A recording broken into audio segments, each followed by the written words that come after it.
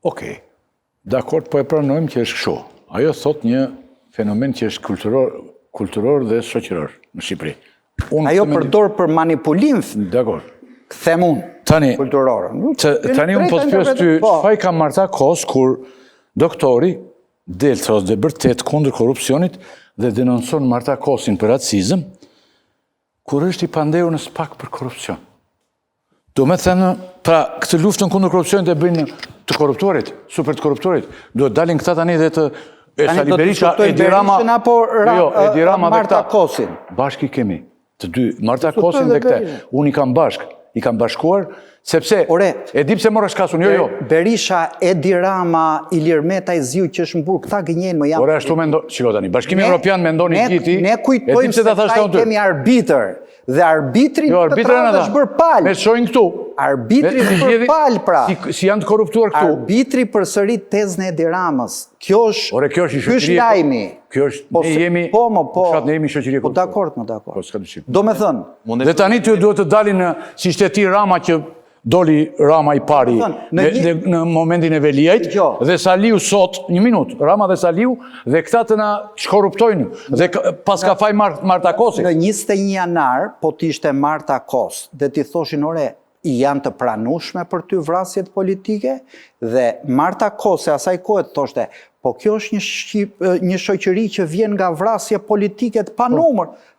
Relativizon krimin atë. Të tha ambasadori, a e ke për 20 janarin, një minut. A thua për 20 janarin. Po pra. I që emrin e Marta Kosit, ambasadori Amerikan tha, Sali Berisha zbur shteti.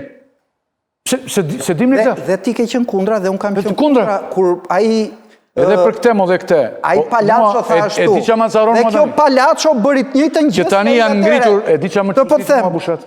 Që tani janë ngritur këta që akuzuar në SPAK për të korruptuar, dhe duhet të shkorruptojnë këtë vend. Ti po na pyet neve. Pra, ti po na pyet neve. Është normale deklarata e Marta Kos? Është një deklaratë prej mercenare. E theti, prej mercenare, e the. Si e bën Rama, si e interpreton Saliu. Të njëjtën gjë që the, ti ketë njëti me dim që ka Saliu për këtë. Okej, mercenare, jo të njëjtën se Saliu me Gazi Bardhi. Gazi Bardhi e tha këtë qyteti. Ai tha Saliu e qoj në racizëm. Jo, Gazbardi atere përfaqësues tjetër i Partisë Demokratike, sa të njëjtën gjë. Ka përsëritur ne duhet të presim të njëjtën tezë të Edi Ramës. Unë nga deklaratat që kam dëgjuar nga Marta Kos, që ditën e parë, deri më sot, unë s'kam qenë kur dakord me deklaratat e saj dhe kam menduar gjithmonë që kanë qenë deklarata të pamjaftueshme dhe jo të sinqertë, janë diplomatike, le themi. Nuk ka kapur kur thelbin. Por të shikosh të deklaratet, ta dëgjosh, ku ti ajo për herë të parë, thot qartë që kemi, që SPAK-u ka bërë një punë të shkëlqyer, që çështja Balluku është një çështje që ne po ndjekim edhe mbrojtjen që Edi Rama i ka bërë Belinda Ballukut, dhe ka thënë, si shumë ndërkombëtar tjerë që shohin Shqipërinë, thonë, po aty ka një pranim të korrupsionit që është tipike e vendeve që duan të antarësojnë në Bashkimin Evropian. Dakor, tani, kjo si e ka krijuar të bindjen, jo vetëm kjo, po dhe shumë të tjerë, se nuk është e vetmja. Ndërkombëtar thonë, në Shqipëri, ose Shqipëri është e pranojnë korrupsionin.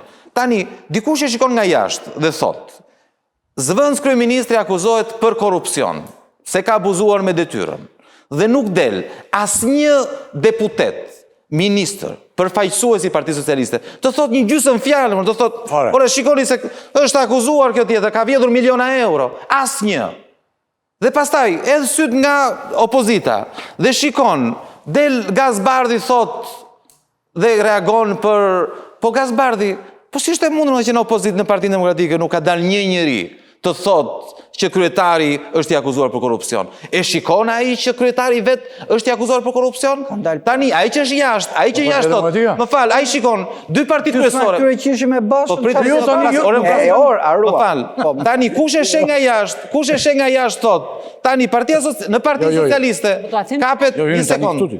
O ta mbyll, o Ylli, ta mbyll. Do ti thuash Dikush që shen nga jashtë, ojo mund tjetë edhe mercenare, mund tjetë shitur, unë nuk e di. Ore mund tjetë bërë nga drama. Kush e shikon nga jashtë, thot, shikon që brenda Partisë Socialiste nuk del askush që të ngrëzërin të thot një fjalë për korrupsionin. E njëjta gjë brenda Partisë Demokratike.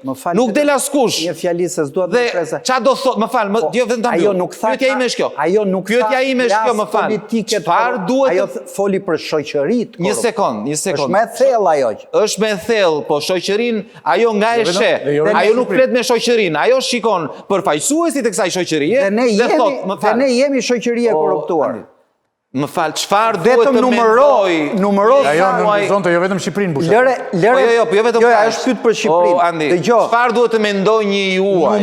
Kur shikon që përfaqësuesit kryesor të dy partive dhe media gjobaxhie ke, jo nga politika, thjesht kanë dalë në treg si gjobaxhi për të kuptuar që ne jemi Nazarko. Më vetëm ta mbyllë, një sekondë ta mbyllë. Po, më konkludoj që ne po diskutojmë mbi qëllimet. Unë nuk po them, ajo mund të ketë patur një qëllim dashakeqës, nuk po them edhe mund të jetë. Por them thjesht, sa e besueshme është kjo gjë.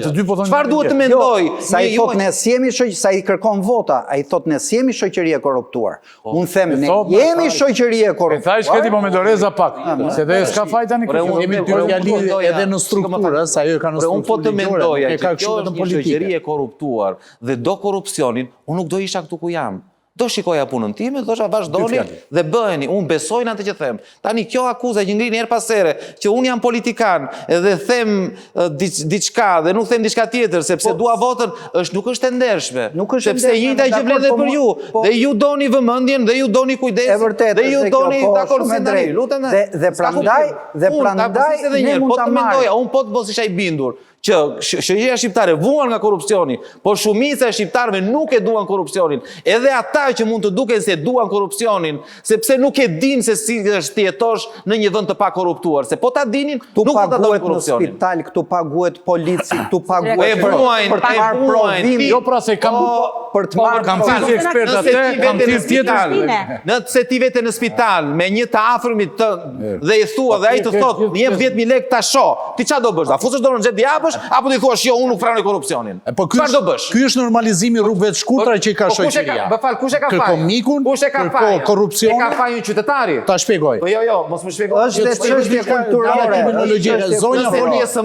Nëse ti je sëmur, ke nevojë për një shërbim dhe mjeku të shikon kokër syri dhe nuk të prek me dorë. Çfarë bën? Po dorën në xhep apo thua, "Jo, unë korrupsionin jo, jo të ndani mos, flisni kot. Po dorën në xhep shke me të dhe nuk je korruptuar. Dhe kjo nuk të bën të korruptuar dhe kjo nuk të bën një qytetar që pranon korrupsion. Dhe kjo hyn ke I vuan korrupsion. Atëre, në kuptim të kriminologjisë, në kuptim të kriminologjisë, kjo hyn ke hipokrizia kolektive. Të gjithë në publik e luftojnë korrupsionin dhe kur vete privat ke problemi I vet, gjen një mik, gjen një ndërhyrje, gjen para. Në çdo kur vete privat që je në privatësinë tënde, jo në luftën në korrupsionin publik. I detyruar. Atëre, të flasim për deklaratën, të flasim. Imagjino, dy fjalë deklaratën.